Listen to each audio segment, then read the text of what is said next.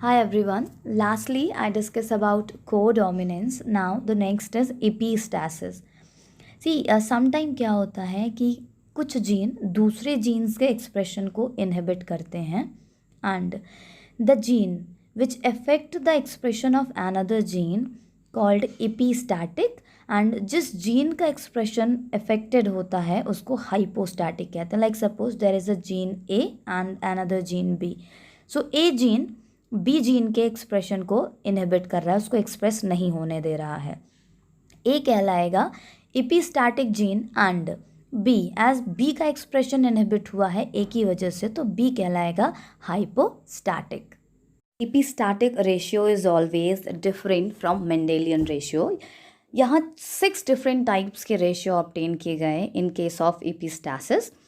The dominant epistasis 12:3:1, recessive epistasis that is 9:3:4, duplicate gene with cumulative effect 9:6:1, duplicate dominant gene 15:1, duplicate recessive gene 9:7, and the last dominant and recessive interaction 13:3.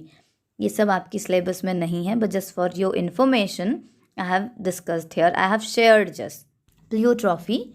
C, in Mendel's experiment ये बताया गया था कि एक जीन एक ही visible trait के एक्सप्रेशन को इफेक्ट करता है, बट बाद में ऑब्जर्व किया गया कुछ एक्सपेरिमेंट्स में कि एक single gene more than one visible trait control करता है या उसके एक्सप्रेशन को इफेक्ट करता है.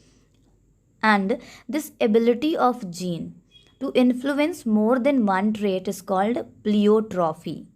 ऐसे जीन जो more than one visible trait को कंट्रोल करते हैं वो प्लियोट्रॉफिक जीन कहलाते हैं. ये ऑब्जर्व किया गया था पी प्लांट में फॉर द फर्स्ट टाइम कि सेम जीन जो रिस्पॉन्सिबल था फ्लावर कलर के लिए that was also influencing the seed colour and the colour of leaf axil. Similarly जो जीन ड्रोसोफिला में विंग्स के साइज़ को इफेक्ट कर रहा था, विंग्स के साइज़ को कंट्रोल कर रहा था, वही जीन कंट्रोल कर रहा था उसके आई कलर को and shape of spermatheca and fertility as well as उनकी लेंथ ऑफ लाइफ को.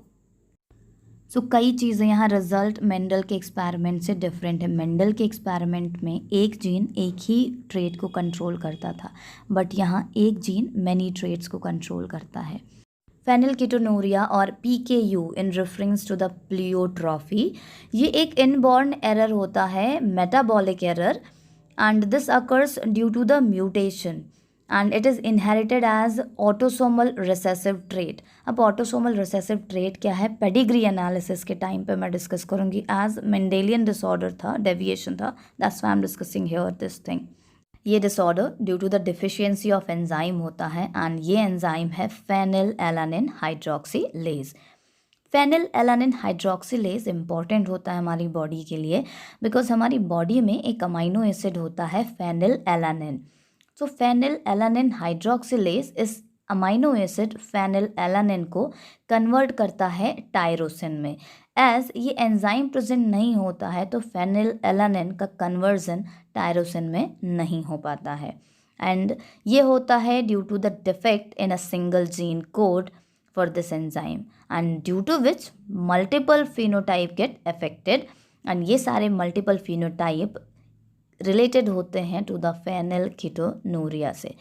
ये फिनोटिपिक कैरेक्टर जो इफेक्ट होते हैं इस सिंगल जीन के चेंज की वजह से, एक सिंगल जीन की वजह से, ये इंक्लूड करते हैं मेंटल रिटार्डेशन, पिगमेंटेशन और पिगमेंटेशन डिफेक्ट एंड इंडिविजुअल को लाइटर इन स्किन बना देते हैं, उनकी स्किन कंप्लीट लाइट कलर की हो जाती है, मेंटल ग्रोथ रिटार्ड हो जाती है. सो ये सारे सिम्टम्स हैं प्लियोट्रॉफिक PKU in humans.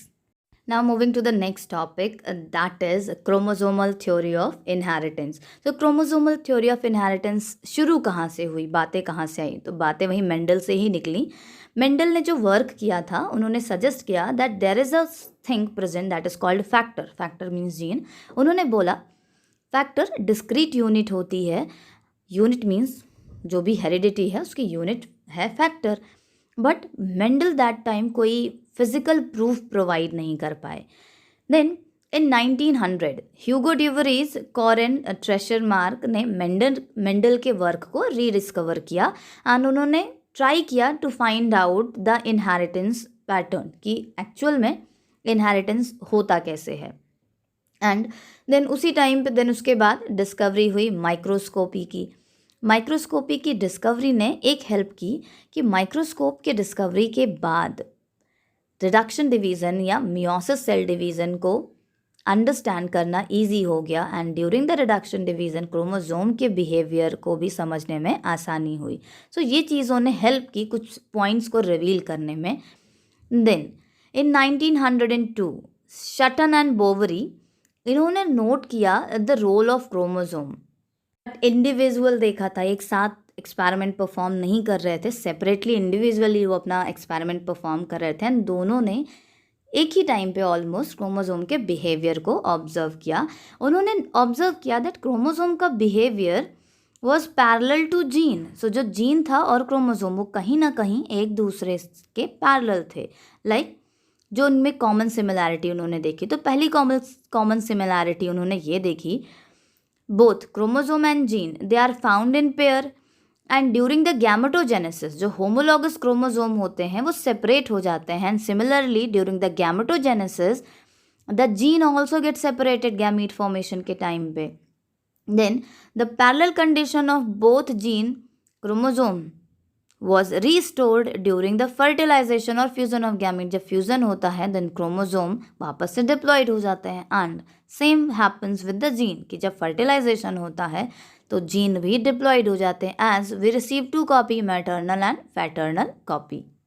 इन सारे ऑब्जर्वेशन ने हेल्प किया इनको पोस्टुलेट करने में chromosomal theory of inheritance. So chromosomal theory of inheritance के सेलिएंट फीचर्स क्या थे या उनके पॉइंट्स क्या थे. सो पहला पॉइंट यही था दैट क्रोमोसोम मेंडेलियन फैक्टर को कंटेन करते हैं, दैट इज जीन, एंड ये इन्फॉर्मेशन को पास करते हैं from one generation to the other.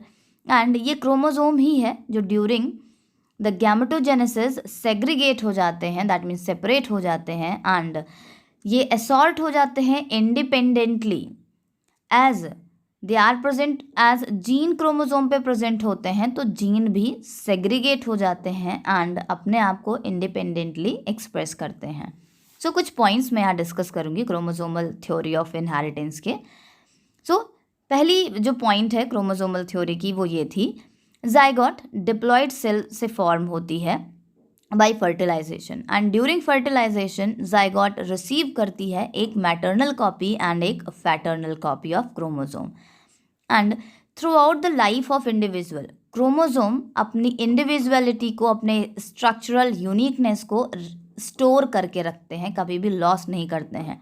अब यहाँ म्यूटेशन वर्ड नहीं आया है तो कुछ लोग अपने दिमाग में ये थॉट मत लाइएगा कि हमेशा ऐसा नहीं रहता है, कुछ चेंजेस हो जाते हैं.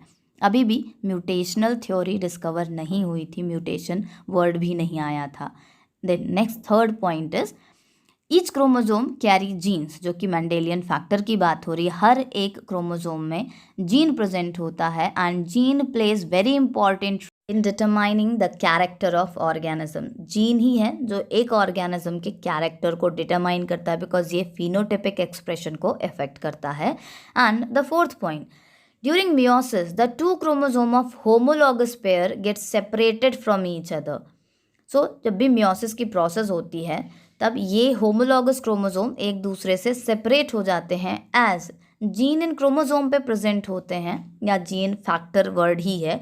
सो एज जीन इस पे लोकेटेड होते हैं तो जीन भी सेपरेट हो जाते हैं एंड देन जब फर्टिलाइजेशन होता है देन ये वापस से रीस्टोर कर लिए जाते हैं. तो ये सारी तो थ्योरीज थी but experimental proof Boveri and Sutton ने भी नहीं दिया था. इस थ्योरी को फर्दर एक्सप्लेन किया गया बाय टी.एच. मॉर्गन एंड जो टर्म फैक्टर था that was replaced by Johnson after the discovery of gene in 1909. So जो क्रोमोसोमल थ्योरी ऑफ इनहेरिटेंस है, थ्योरी तो दी गई बोवरी एंड सटन के थ्रू बट एक्सपेरिमेंटल प्रूफ दिया गया by T H. Morgan and the factor was replaced as gene by Johnson. So what Morgan did, what was his experiment, these things we will discuss in the next video. Thank you.